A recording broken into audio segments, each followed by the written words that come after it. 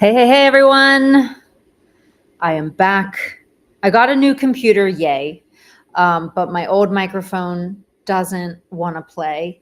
I need to get a new cord, so we're rocking with this for now. I am Jen Lederer, communication strategist, stand-up comedian. I work with my clients to help you communicate with clarity, creativity, and impact. Here are the most common ways I see people ruin their pitch. All right, that's what we're talking about today. When someone says, hey, what do you do?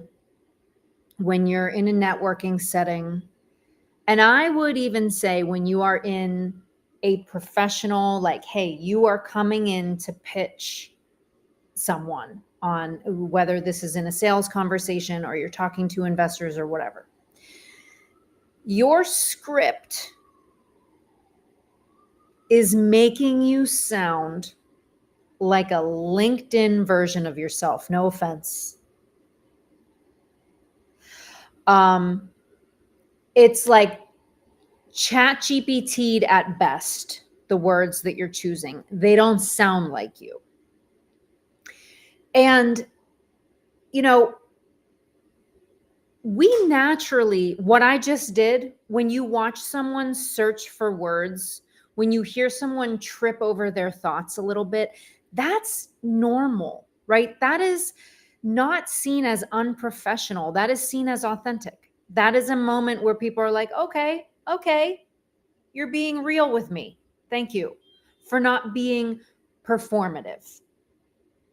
Because when I see the switch happen, and I know you know what I'm talking about, when you ask someone to tell you about their work and they take that deep breath, they're like, and you know that they are about to barrel through the elevator pitch that a very well-meaning person somewhere along the line told them that they needed.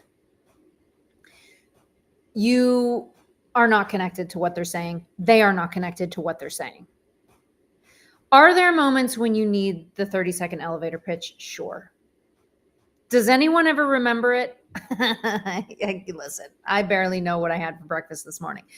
So here's what I suggest you do instead. Instead of being obsessed with memorizing a script that is adjacent to your authenticity or authentic voice,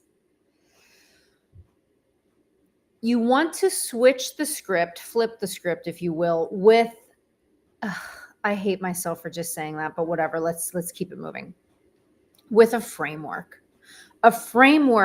that drives the message from you knowing the transformation that your service or product offers for your client, the problem that you solve, the emotion that you want them to feel as you are talking about your work, the tone that you have when you are talking about something that you're excited about. Let's assume that you're excited about your work.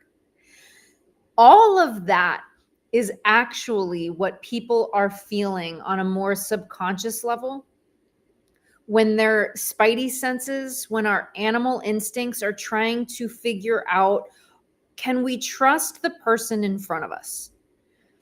We aren't actually most of the time even hearing the words that are being said, but we are seeing your body language. We're seeing if you're like fidgety, if you're suddenly like looking around and being weird because you're trying to remember the perfectly curated sentence that doesn't matter. You are trying to get to the heartbeat of your message, the thing that will make your message hum. No matter where you say it, who you're saying it to, every room you bring it into, it works because you know what's going on underneath the words that you're saying. Let me frame this in the way that actors approach a scene. Okay, when an actor is learning a scene, the first thing that one of the first things they do is figure out the objective. What is the point of this conversation? And how many different ways, right? How many different ways can I get the thing that I am here to get? So if you take the time to really understand the objective of why you would be sharing your work at any given time in any given way. And the words are irrelevant in that moment when you're connecting to what is it that I'm doing here. The thing that I tell people to focus on, replace the objective. Like if your objective is to make a sale, replace that with make a connection. All right. Replace that with like having a genuine conversation, just like really being present with that person. And when you have these like anchor points of like, okay, I know overall how I want them to feel when I'm talking to them. I know overall the general transformation that I want them to really understand that they would get if they work with me or if they, buy this product or whatever. And I know what I sound like when I'm being genuine. Okay. So if those are the underlying objectives and the driving, let's say, engine of what it is you are saying, then the things that get put on top of it, which is the words that you're choosing, are much less important, because the way that you are talking is automatically more impactful because you are grounded in what you're saying.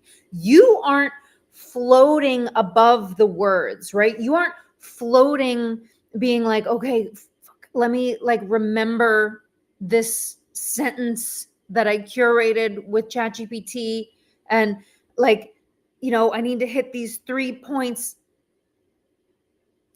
That takes you out of the moment. That takes them out of the moment.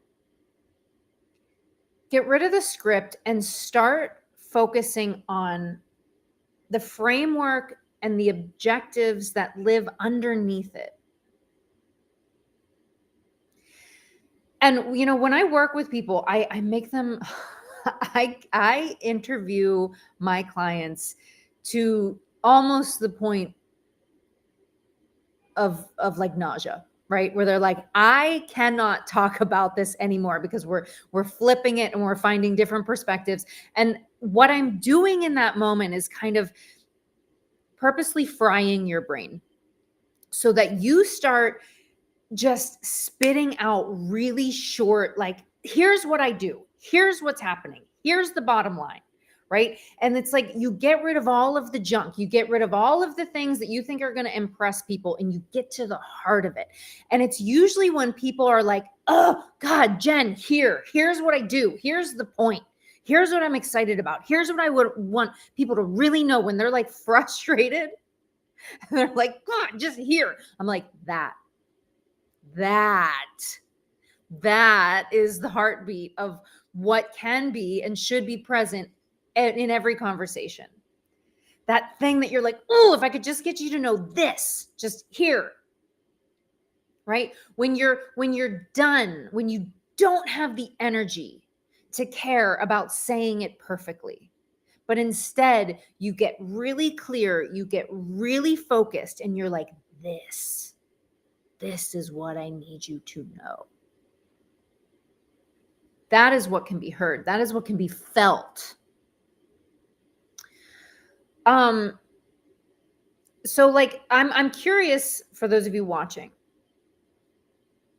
do you find it helpful to have a script? Do you find that it takes you out of the moment? Do you find that it helps you be more present? My experience with this is once you kind of go through this process of knowing the underlying framework and foundation of what would, be holding the words that you're saying,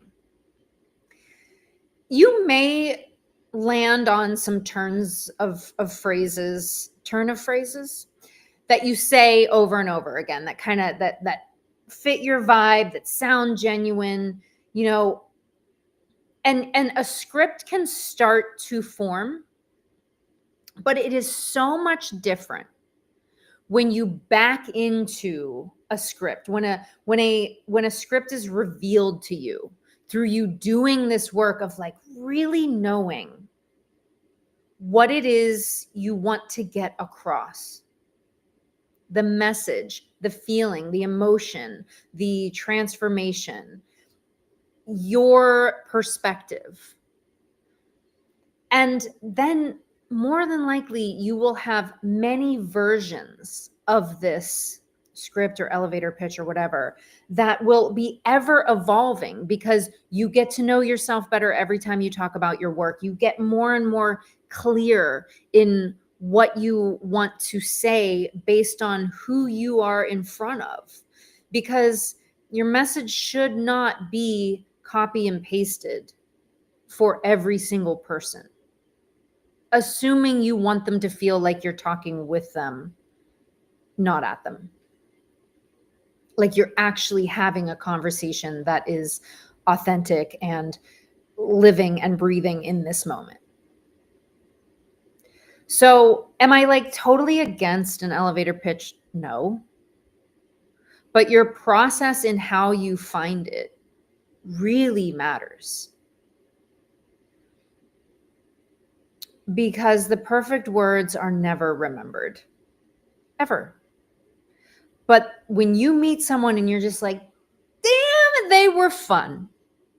Damn, they were authentic. Damn, I would love to spend more time with that person. That's remembered. You know what's also remembered? That person was boring. That person was very forceful. That person did not take a breath between any sentences. Therefore, I never got to ask any follow-up questions other than, hey, what do you do? And then they talked for 5 minutes and I couldn't wait to end the conversation.